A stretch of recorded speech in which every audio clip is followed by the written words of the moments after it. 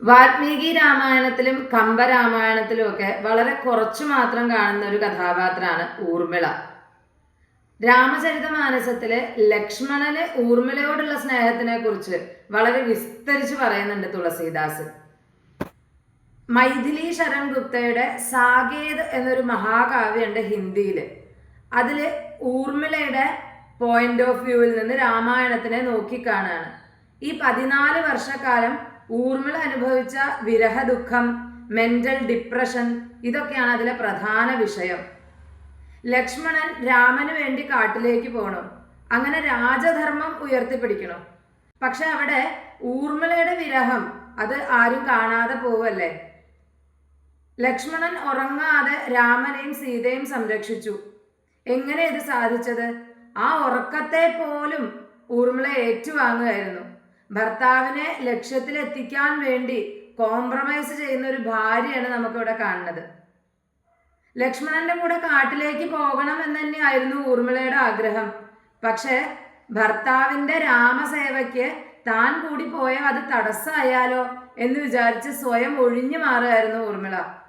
ഈ 14 വർഷ കാലഘട്ടം വെറുതെ കരഞ്ഞിരിക്കുകയല്ല ചെയ്തത്, ദുഃഖത്തിനെ സ്വന്തം തോഴിയാക്കി ബെസ്റ്റ് ഫ്രണ്ട് ആക്കാണ് ഊർമിള. സാകേതിന്റെ ഒരു സർഗത്തിലെ ദുഃഖത്തിനെ കൂട്ടുകാരിയായി ദുഃഖത്തിനോട് സംസാരിക്കുന്ന ഒരു ഊർമിളയെ നമുക്ക് കാണാം.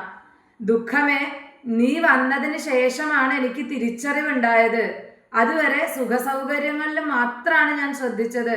ഇപ്പൊ എനിക്ക് ആത്മീയ ഉന്നതി ഉണ്ടായി. അതുകൊണ്ട് നീ എൻ്റെ ശത്രുവല്ല, എന്നെ പരിശുദ്ധിയിലേക്ക് നയിക്കുന്ന പ്രിയപ്പെട്ട കൂട്ടുകാരിയാണ് എന്നാണ് ദുഃഖത്തിനോട് ഊർമിള പറയണത്.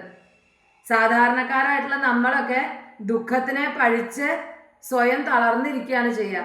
ഊർമിള ദുഃഖത്തിനോട് പറയണു, നീ എന്നെ വിട്ടു പോവരുത്, നീ മാത്രമാണ് എനിക്ക് കൂടെ ഉള്ളത് എന്ന്. 14 വർഷം കഴിഞ്ഞ് ലക്ഷ്മണൻ തിരിച്ചു വരുന്ന സമയത്ത് ഊർമിളയെ കാണാൻ ചെല്ലുകയാണ്. അപ്പൊ ഊർമിള സാധാരണ രീതിയിൽ, സാധാരണ ഇന്നലെ കണ്ട ഒരാളെ കാണുന്ന പോലെയാണ് ലക്ഷ്മണനോട് സംസാരിക്കണേ.